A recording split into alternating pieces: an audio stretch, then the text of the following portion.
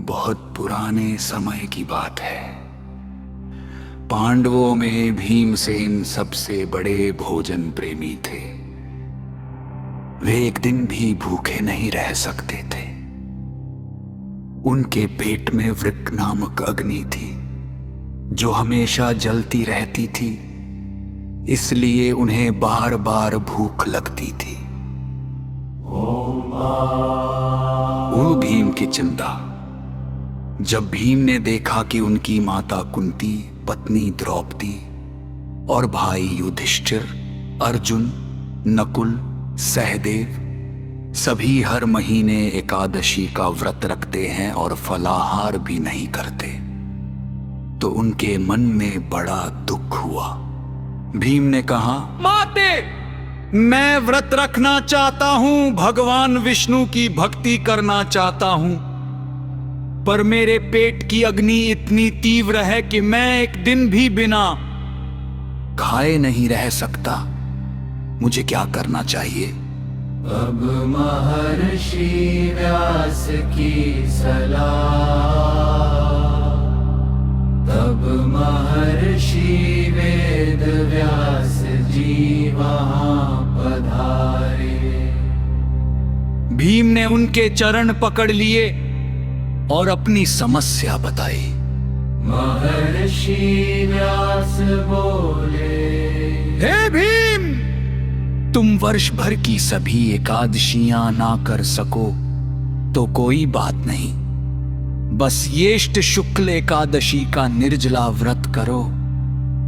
एक बूंद जल भी ना पियो, अन्न का स्पर्श न करो।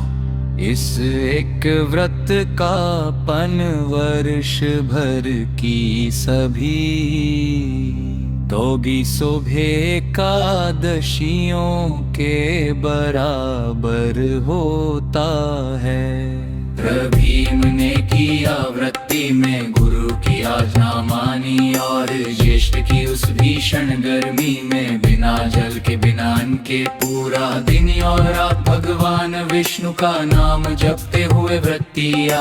द्वादशी के दिन प्रातः काल लूने स्नान कर भगवान की पूजा की, ब्राह्मणों को दान दिया और तब पारण किया। भगवान विष्णु उनकी भक्ति से प्रसन्न हुए और उन्हें मोक्ष का वरदान मिला। फिर व्रत की विधि। प्रातः काल स्नान कर भगवान विष्णु का ध्यान करें। ओम नमो भगवते वासुदेवा का जाप करें। निर्जला जल और अन्न का त्याग करें। निर्रात्रि जागरण और भजन कीर्तन करें। द्वादशी स्नान पूजा ब्राह्मण भोजवाने के बाद पारण करें। इस व्रत का फल वर्ष भर की सभी एकादशियों का पुण्य मिलता है। पाप नष्ट होते हैं। भगवान विष्णु की विशेष कृपा मिलती है। मोक्ष की प्राप्ति होती है। पर घर में सुख समृद्धि आती है। समापन जो मनुष्य निर्जला एकादशी का व्रत करता है, उसके सभी पापों का नाश होता है और वह वैकुंठ धाम को प्राप्त होता है। महर्षि वेद व्यास झूठ बोलो। भगवान श्री हरि विष्णु की जय।